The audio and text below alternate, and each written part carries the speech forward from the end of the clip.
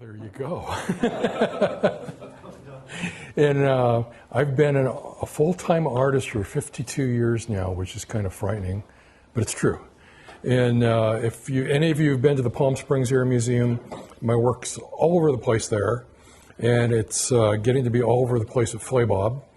And I have a painting at the Reagan Library that's only 12 feet tall by 120 feet wide, and that is the painting of the history of the Flying White House. And as of just a few months ago, the next time you're at the Air Force One complex, the new one at Andrews Air Force Base, if you're going to be flying on Air Force One, as you're going down the hall, you will see a version of that that's 12 feet by 34 feet. But unless you're going for a ride in Air Force One, you'll never see it. Anyway, as some of you were aware, at the Palm Springs Air Museum, we were given an F-117 back 3 years ago. And before the Air Force gave it to us, they stripped it of everything they could strip. In the process of putting it back together again, I got sucked into the whole program. A lot of it, I actually allowed myself to get sucked into the whole program. But I already knew a couple of Skunk Works people that were retired, and through them I accessed some other people, and that they became invaluable in the restoration of the F-117. In the process, I got to know everything about the Skunk Works that you're able to know without somebody getting upset with you. So this is the history of the Lockheed Skunk Works. The painting I did was 14 feet wide, and at the Air Museum it's been blown up to 28 feet wide, and it's right next to the F-117. But this is in chronological order. So the very first airplane, first, the XP-80. Now originally before it was called the Shooting Star, it was called Lulu Bell. And I think they figured that down the road, calling P-80s Lulu Bells wouldn't be very good. So it got nicknamed the Shooting Star. But this is the XP-80. This plane is actually in the Smithsonian. This was the first one that they built. And what happened is a lot of you probably know, there was a gentleman in England, Sir Frank Whittle, who came up with a really good jet engine real early on. And they were building their own jet for the RAF, but this is when jet engines didn't develop that much horsepower. Nobody knew a lot about them or anything. They thought that in the event that England fell to Germany, we'd better have a couple of them over here. So they built a couple of prototypes, sent them over here along with the plans on building them. And GE was the recipient of the stuff along with Allison. But GE had been building superchargers for airplanes for a long time.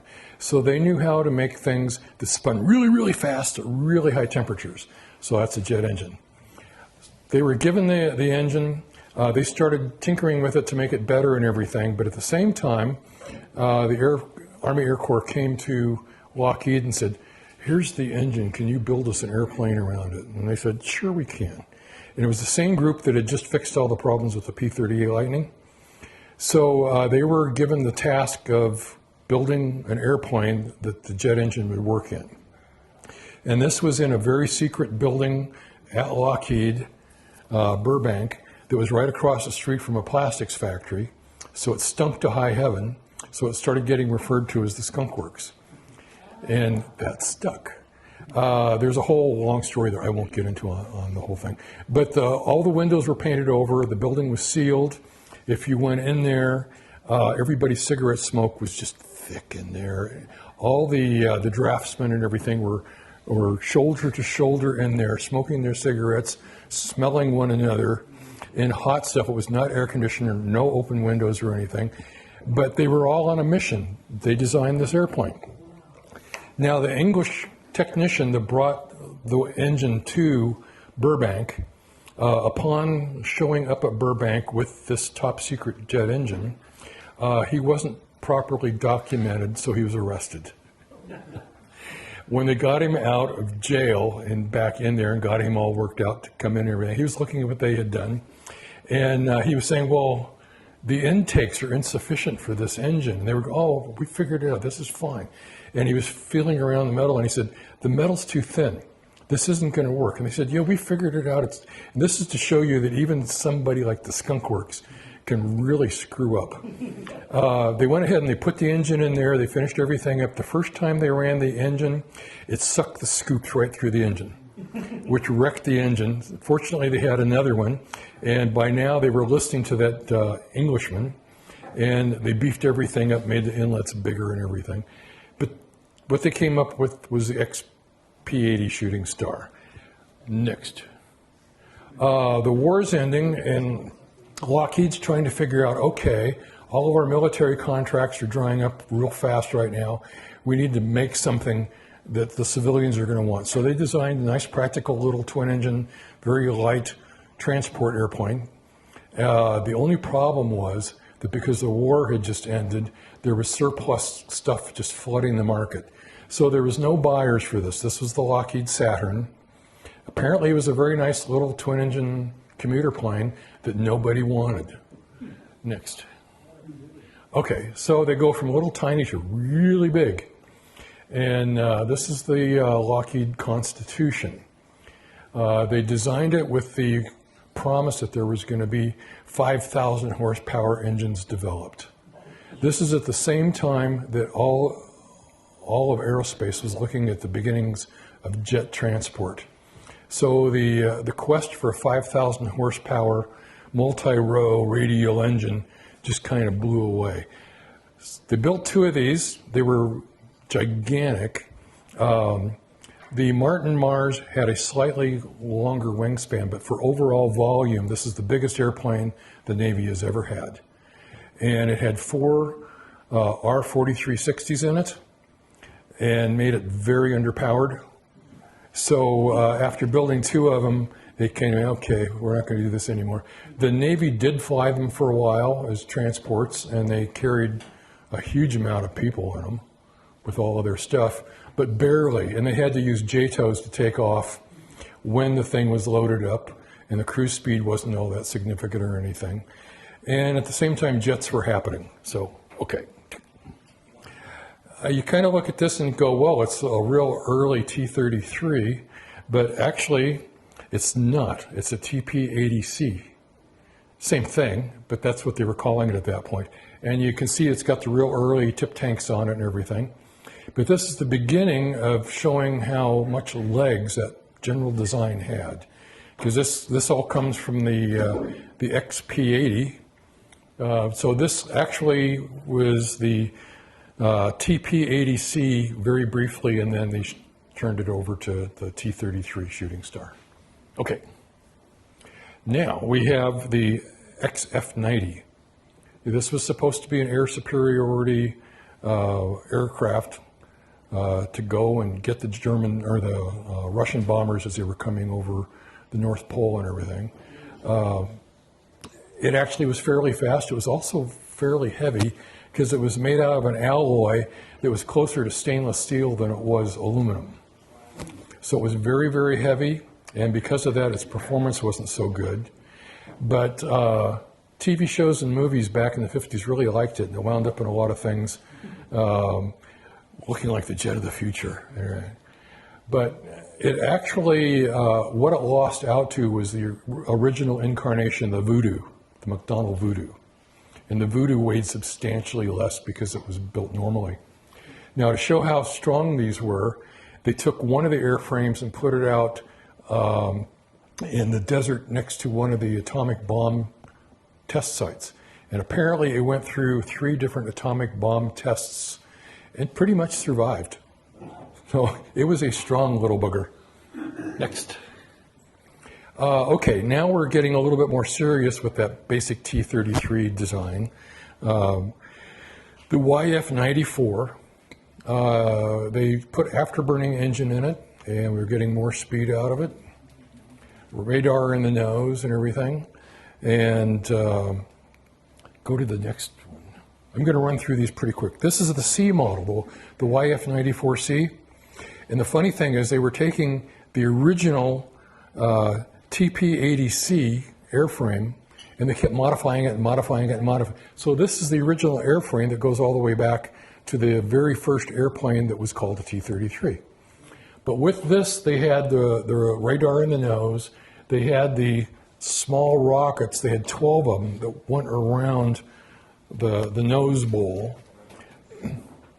And at first it didn't have guns, and then they put some guns on pods underneath it. Now the big problem they found was when they would fire off the rockets, since the rockets were right out there in front, all of the smoke from the rockets would make it turn IFR for the pilot real quick.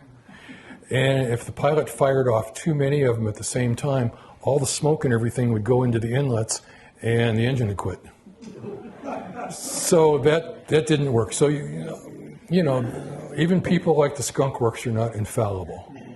But it actually turned out to be a pretty good airplane. And there was one that was actually more like the original T-33, but it was always called a T-33. It was the NT-33A, and it was a test bed airplane. And I was involved with some space shuttle landings out at Edwards, mid-'80s. And on one of them, it turned out to be the last landing of the Challenger.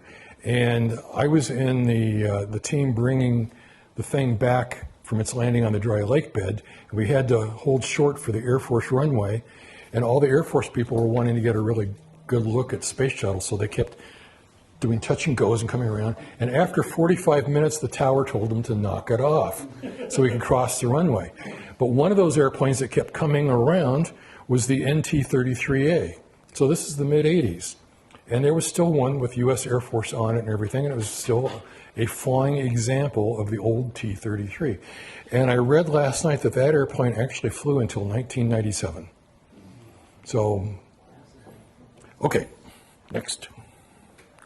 Okay, this is the X-7. If you remember back, it was late last year, early this year, the Russians fired off a cruise missile that was hypersonic, and the world press made a really big deal of, well, the Russians have something hypersonic. Oh my God, they're so far ahead of us. This is the X-7. In 1952, this was doing Mach 4.5. And the body of the thing was made out of steel. It was made pretty much just to see how fast we could go and what things would survive and what wouldn't and everything. And its long pointy nose on there, when it was done flying, it'd start heading down, a drag chute would come out, then it'd pull a bigger chute out, and it'd still be coming down at a pretty good clip, and that nose would stick right into the desert. And when the recovery team would get out there, the trucks and everything, here's this thing just stuck right in the, and it actually worked good. So go figure. Okay, next. Now everybody's saying, well, it's a P2V Neptune.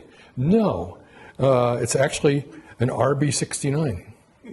And they took a P2V Neptune, and the CIA came in and said, well, you got to do this and this and this and this and this and this to it. And it wound up being an RB-69. So it looks like a P2V7, but it's an RB-69. And what they did with them and everything else, we don't know because it was CIA. There is one in a park in Kansas. So, next. Okay, this is just so ugly it's cool. And this is the XFV, a vertical takeoff and landing aircraft. Had a big Allison in it, running the counter-rotating props and everything. Fish Salmon was the prime test pilot on this, and it got nicknamed the Salmon. But it never did vertical takeoffs because Fish Salmon, after flying it a bunch of times, said, no way.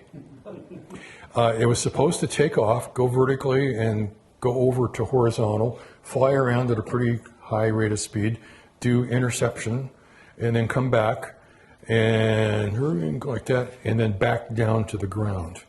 And at one point, they actually made the pilot seat tilt forward to where he wasn't just leaning back all the way, but he was supposed to do the back down to the ground thing using peripheral vision. And after Fish Salmon said, absolutely no way, they kind of went, okay, let's forget it. But it's still kind of a neat looking thing, really odd. So next, got to blast through this. Okay, we're not done with the T-33. This is a TV2, and it's a navalized T-33. They made the instructor sit higher so he could see better.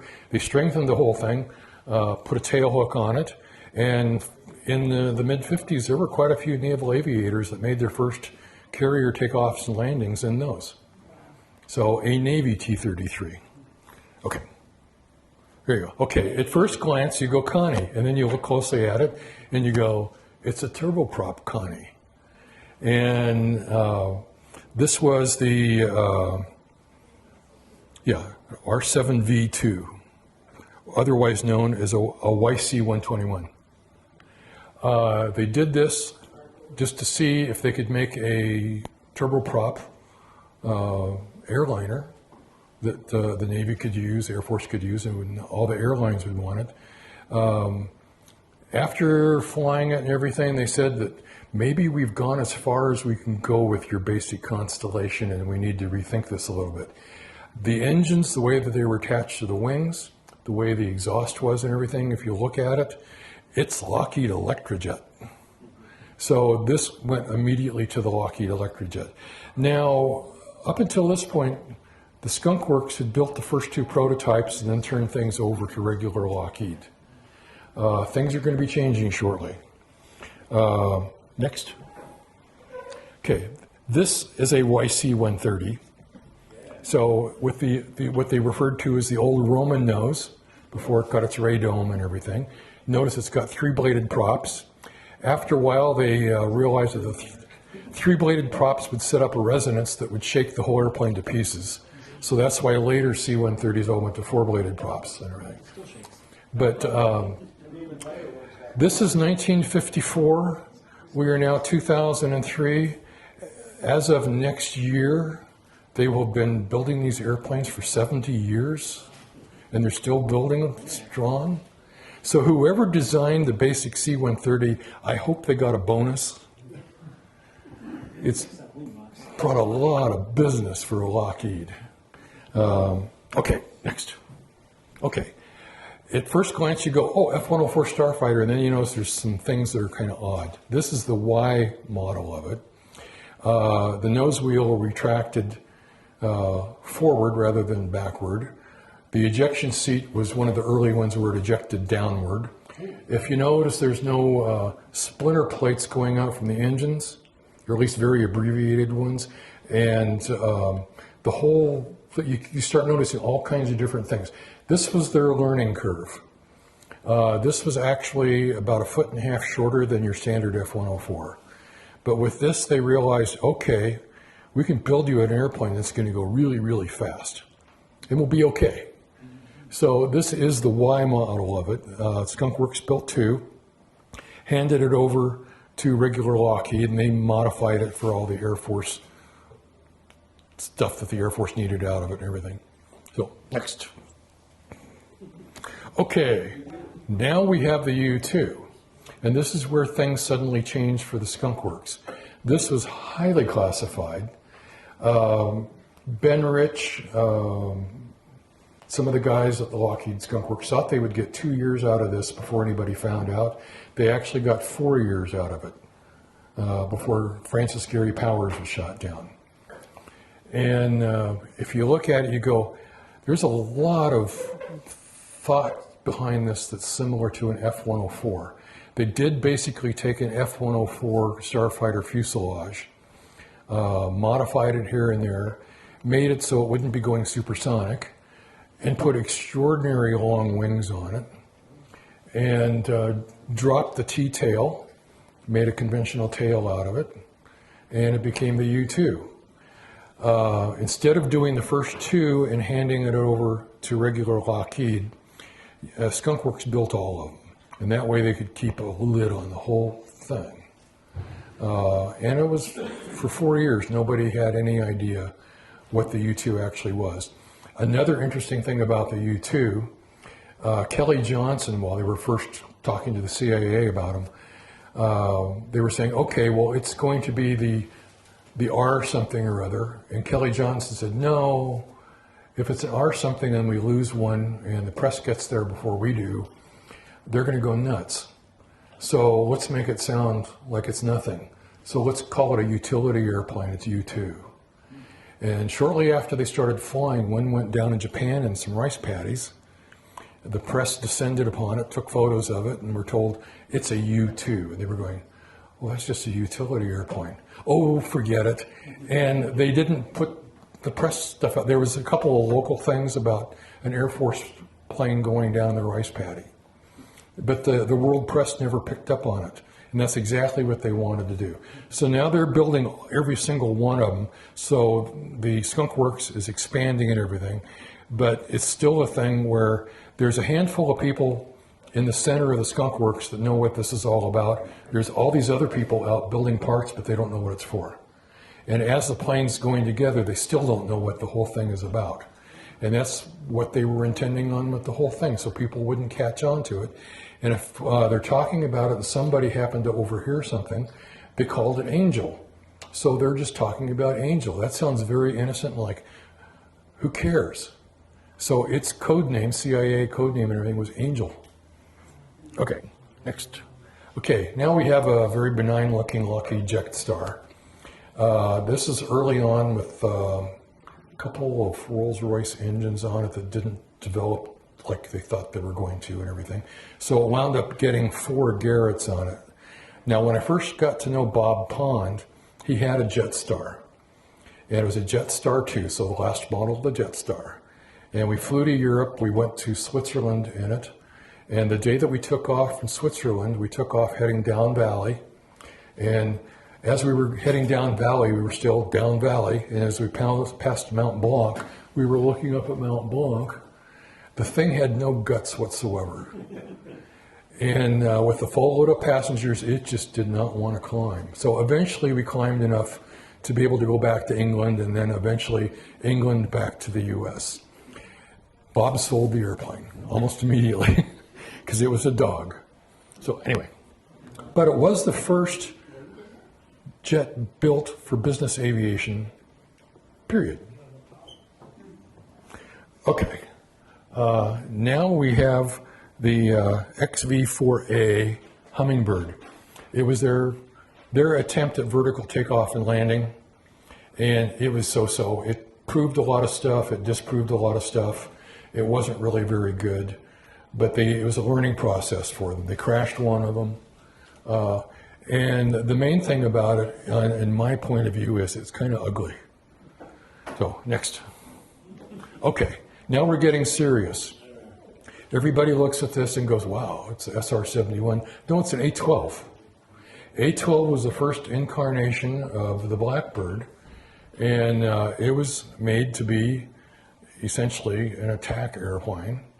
It was supposed to be an air superiority interceptor.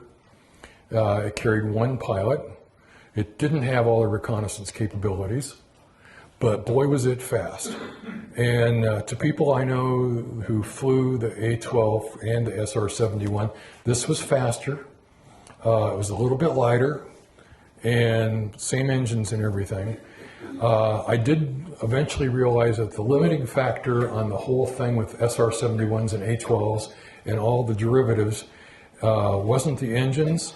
The engines could have made it go a lot faster. It basically did Mach 3. If it did a whole lot more than Mach 3, the skin would start burning up. So it was just the heat of the skin that made it so that they couldn't go any faster. When they flew the one from over Livermore with the speed traps to Dulles, giving it to the Smithsonian, and they did that in slightly over 60 minutes, the pilot said we weren't doing anything out of the ordinary. And they really weren't. But if they went much faster, the plane would start burning up. So that's the A-12, okay. This is the YF-12A. They thought, okay, we've got a really, really fast airplane here. Let's put guns on it and make it to where it's a fighter. And it sounded good and everything. But they wound up only building a couple of prototypes because it was extremely impractical. It looks substantially different. There was a bigger radome on the nose for interceptor purposes, and that made it so they had to put the fin on the bottom. The fin on the bottom for landing would fold up horizontal. So, next. Okay. When they were building the A-12, they took two of them aside and made M21s out of them. And the M21 was just mothership for the D-21 drone. And this is another one of those things where it sounds like a great idea. These were to carry the drones up to a reasonably close thing to Russia or China or North Korea, and then launch the drone, and the drone would do the overflight. And that way you don't have any people in it or anything. And then once it did its overflight, say of Russia, it would get out over the ocean and it would come down, parachute would come out, and a C-130 would come and sling it, in theory. They never got that to really work. And one of them off the coast of California launched its drone. The drone went up a few feet and just hovered right above the M21, and then went smacked into it, losing everything, including the two pilots. So at that point, the Skunk Works said, we're going to launch these from B-52s from now on, and that's how they were used. So, okay, SR-71 Blackbird. So this is the SR-71 in all of its glory and everything. And for those who don't know, who haven't heard the story, which most of you probably had, up until the moment that they showed it to Lyndon Baines Johnson, President Johnson, it was the RS-71. And with the first flight that they did with it, that Bob Gilliland was the pilot, Johnson, in his little speech afterwards, was referring to it as the SR-71. So all the guys in the Air Force and CIA and everything were crossing out RS and replacing it with SR. From that point on, it was SR-71. And I think everybody kind of knows about these, so we will go on. Now, this, I have a little personal thing with this little helicopter. It's the AH-56 Cheyenne. And when they were developing, I think they built 8 of them. And it actually was a very fast helicopter. If you look, it's got a pusher prop in the back. And it was rigid rotor. And they test flew them from Van Nuys. In 67 into 68, they were test flying them. I happened to live in Encino with my mom and her second husband. And I would drive on the 101 freeway up to Taft High School in Woodland Hills. So I get on the freeway one morning and I look out towards where Van Nuys Airport is, and there is that with two, I think they were Hugheses, chasing it. So I got off the freeway and watched them do a test flight of that for quite a while, and then went to school and found that that was not a valid excuse for being late in high school. But I think in retrospect, me spending the time watching that fly was more important to getting to school on time that day. So anyway, the program didn't go very far. They got canceled, and bye-bye Cheyenne. Okay. Now, the Skunk Works themselves thought that they could take the U-2 and greatly expand it. The Air Force and the CIA was kind of like, you're just trying to get money from us again. And they said, no, no, no, no. If you listen to what we're talking about, we can build a new variant of the U-2 that'll be much more capable. And it became the U-2R. Much broader wingspan, much longer fuselage. Now, interestingly enough, it doesn't fly any higher, but it carries a lot more payload. And a few of these are still in use today. NASA flies a couple of them, and still a very good airplane. And we have one guy that comes to the Air Museum, Jamie Tomes. Yep, Jamie Tomes, who flew those. And I made copies of the slides he had and everything, so I can vouch for him. Yes, he did fly them. He took pictures out of them and everything too. So Skunk Works was building all of them rather than sending them over to regular Lockheed also. Okay, next. Okay, here is the RQ Dark Star. No, I jumped ahead. Yeah, the YO3 Quiet Star, which started life as a Schweitzer 232, These were made for low-level, very quiet reconnaissance. They initially had the six-bladed propeller on them. There was a very broad wooden propeller. The engine was made so that the propeller went through some belts rather than gears to have the propeller turn nice and quiet and slow and everything. And if the conditions were right, these could be 500 feet above the enemy at night, and the enemy would not have a clue. So they were used in Vietnam a lot. After Vietnam, a couple of them were given to NASA, and they were used for some forestry stuff also. But it's an exceptionally quiet airplane. If they're in their whole quiet mode, they can go right over you, and if you're listening really hard, you can hear a little of the propeller, and you can hear a little bit of air movement over the wings, and that's it. So, okay, next. Okay, now we're getting real serious. This is the XST HAB Blue. The CIA and the Air Force came to Lockheed and said, we need an aircraft that can evade radar and everything else, that can move around the skies without being detected. Originally, everybody was going, well, we can't do that.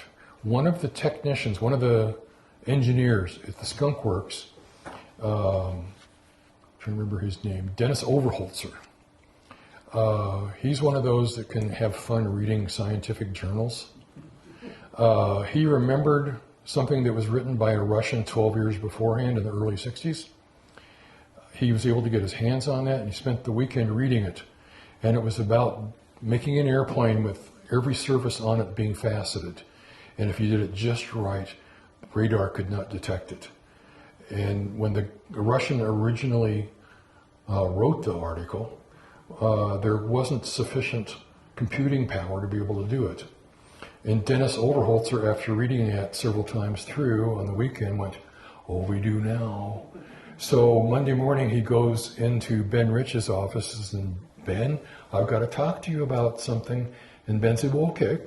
And he said, no, you don't understand. And he went over and shut and locked the door, reached over and turned the intercom off and kind of made certain that everything else was shut down, and then proceeded to tell Ben Rich about the whole thing and explaining how, yes, we can do that now. Ben Rich afterwards was going, no, we can't do that. And Dennis Overholtzer for the next several days was going, yes, we can, and this is why. And sometime 3 to 4 days into the conversation, Ben Rich was going, maybe we can do this. And they brought in a few other of their guys, and the same scenario where they were going, no, we can't do this. And 4 or 5 days into the whole thing, they were going, we've been thinking about it, and maybe we can. So there was the original people that they had talked to in the Pentagon. They called them up, and they said, well, don't tell us anything about it. Come here and tell us in one of those rooms. So they went there. They spent a while talking to these guys in a sealed off room.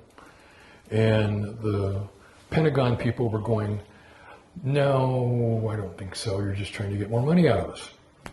And they kept working on them and working on them and working on them for a few weeks. And finally, the Pentagon guys said, okay, we're going to give you enough money to build 2 half-scale test aircraft to prove your theories. And they did. This is one of them. They were called HAB Blue. Now, again, they're calling them HAB Blue because that doesn't mean anything.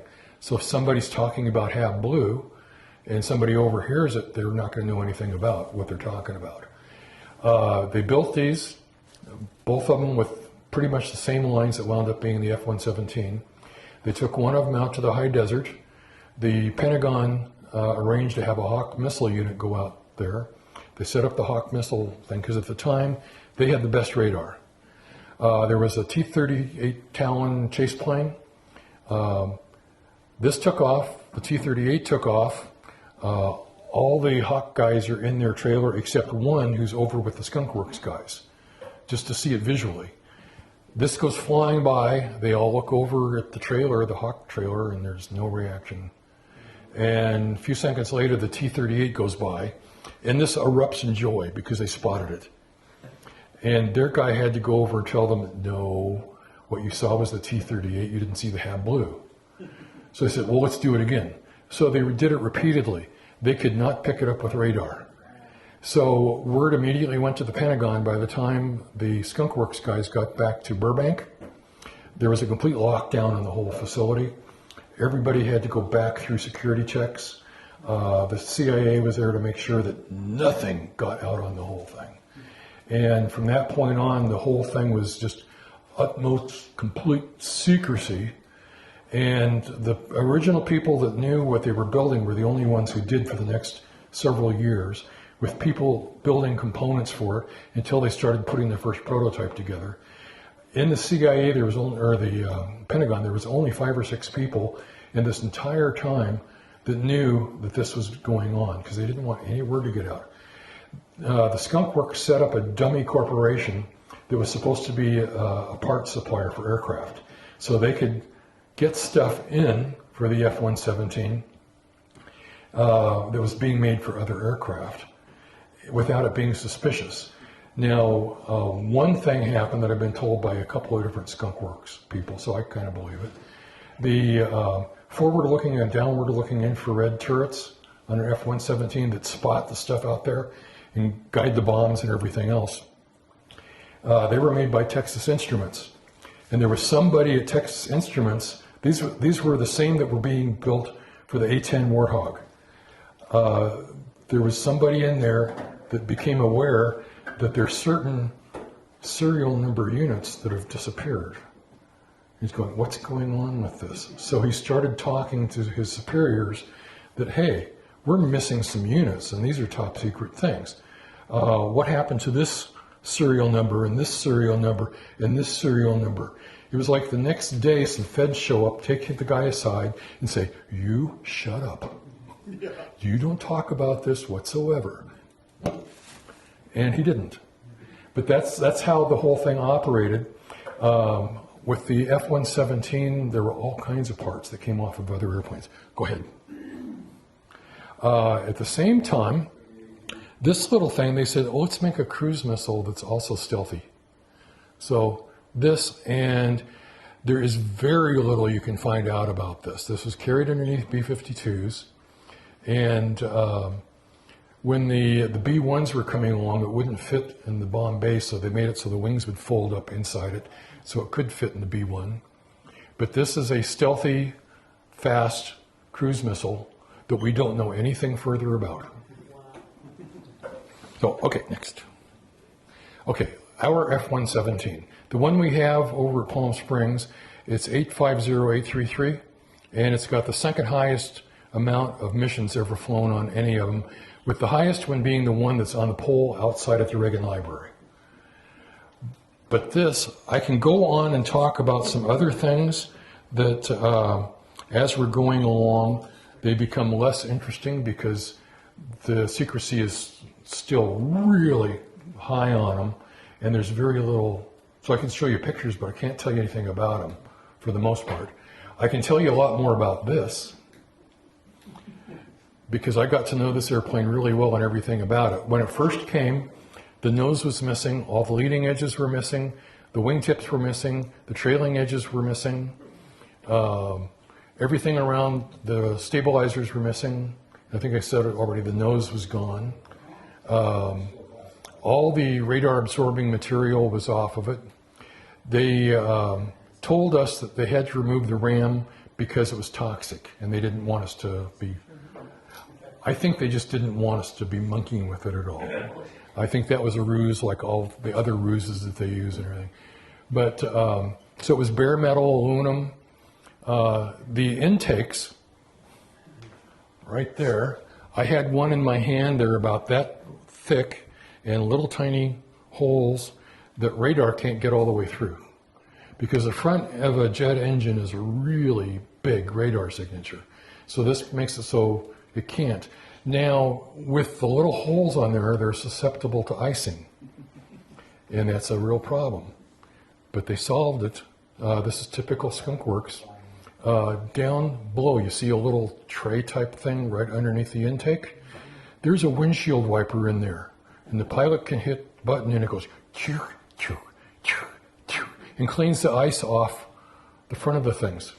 It works. And all the shapes make it so that it bounces radar everywhere except back to the radar unit.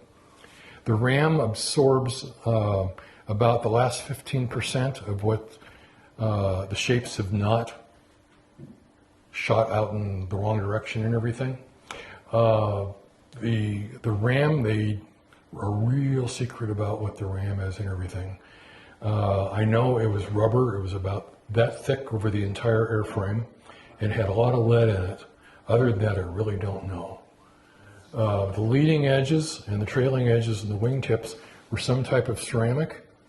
I also read they were composite, and I a couple of times asked Steve Justice, who was the former director out there, were they composite? Were they ceramic? And he told me they were ceramic composite. That's how they answer things. The spikes on the front, those are actually data probes. There's 4 computers in the nose there in the first triangle part, and they're out of an F-16. F-16's computers, they have things that are like floppy disks that could be taken out, reprogrammed, and put back in. F-117s are as unstable as you could ever get. Without the flight control computers, it would tumble end over end within about a second and a half.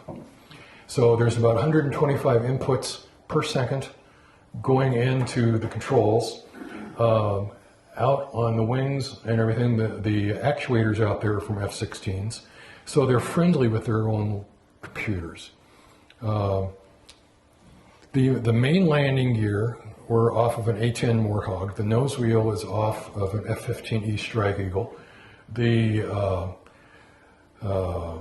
ejection seat is an Ace-2 that's used in everything. The engines are GE F-404s without the afterburner that are used in F-18s, but with the afterburner.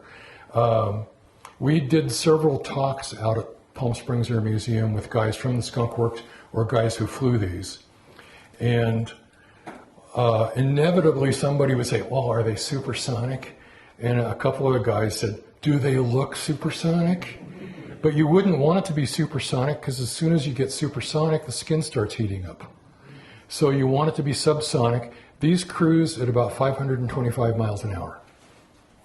Not very fast, but completely unseen. The air goes into the intakes there that have all the little holes and goes into the regular, the first part of the engine is just normal F-404. The exhaust going out the back, instead of going into an afterburner, goes through a long tube, and then it gets splayed out and ultimately leaves the back of the airplane, and it's about that high and 12 feet wide. And that way it's spread out enough.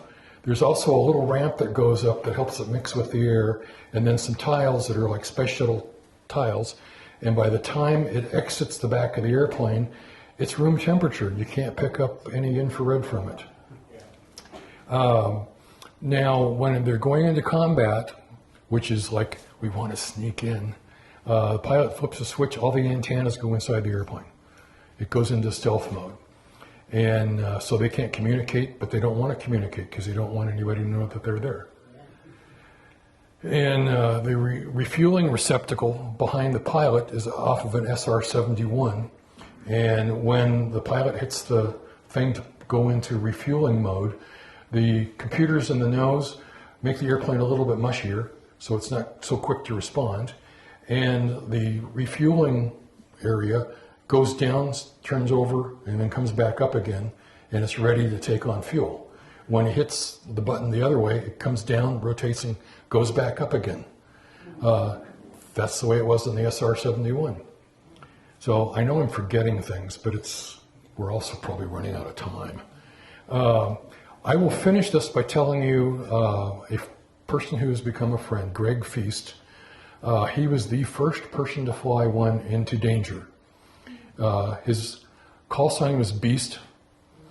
He's just a really nice guy. He retired as a 2-star general from the Air Force. But he was the very first one to fly one into really hostile skies. And if you all remember that night that we were all watching CNN, the opening night of the war, Gulf War. Bernard Shaw, Peter Arnett, and Wolf Blitzer. They're all up in that hotel room, and they're looking out going, oh, there's nothing going on. Greg had taken off from Saudi. All the airplanes were staggered at different times behind him, but he was the first one. After takeoff, they had him record a goodbye to his wife in case he didn't come back. He gave himself a 50-50 chance of surviving the night. So he motors on. For the week leading up to this, they'd taken off sometime in the middle of the night, gone right up to the border and gone back and forth up and down the border, and then went back to Saudi Arabia. This night, they're getting up to the border, hits the little switch, they go into stealth mode, and quietly cross the border. And at that point, the Iraqis would have gone, they just disappeared. And we have the idiots from CNN going, there's nothing going on here. So he's motoring on. For the first while, when they were using the whole internal aiming systems and everything, with the infrared turrets, they had to be about 10,000 feet above their target, which means they're within range of everything shooting at them.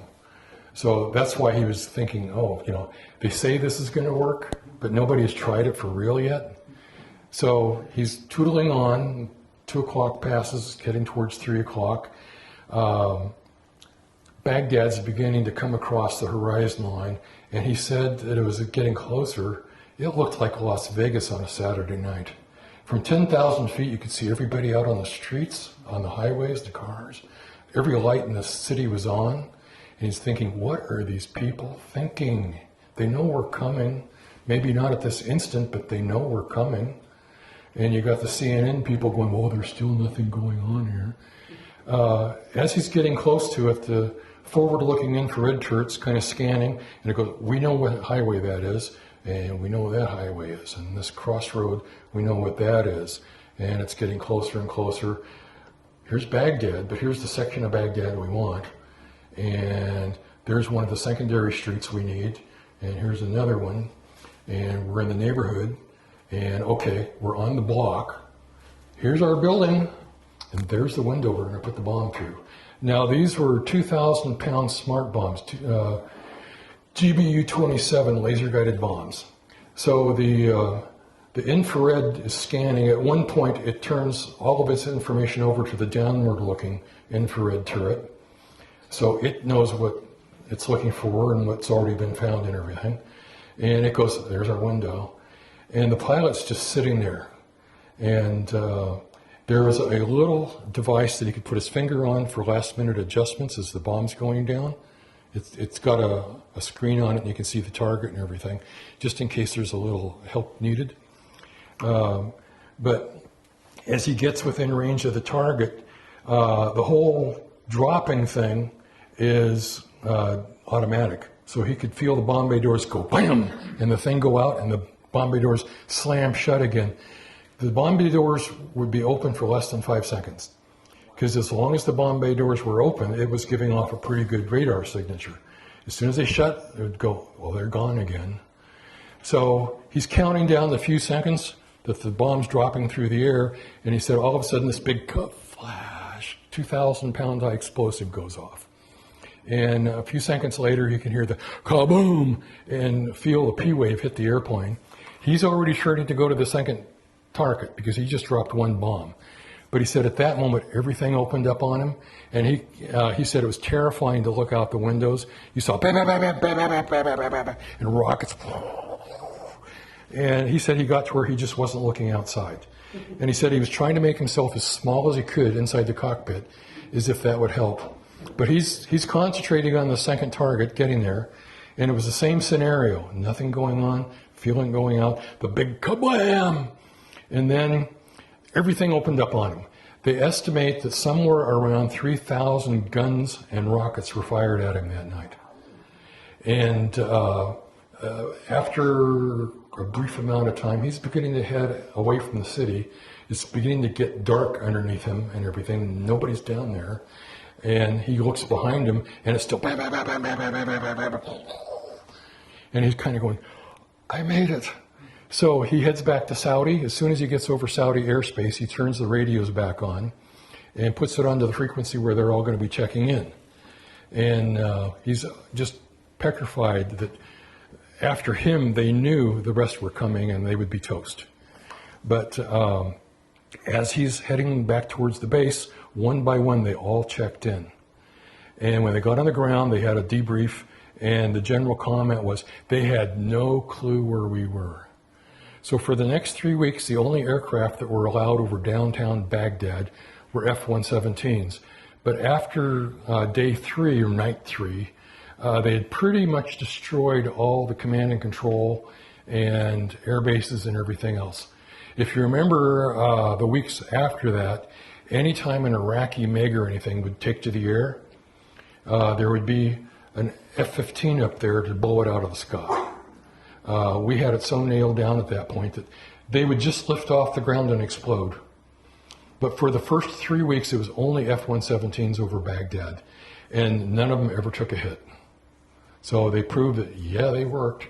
The only one that was ever lost in combat was over Kosovo, and that's because whoever was planning the missions had them going over the same valley at the same time, at the same altitude, every single night.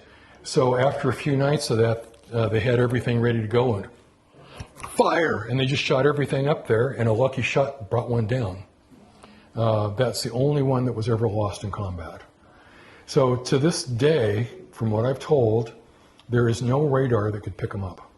And there was no infrared, and they are also very quiet, and they try to only fly them on dark nights. And in those situations, you just can't see them. So anyway, that concludes it. Now for the test.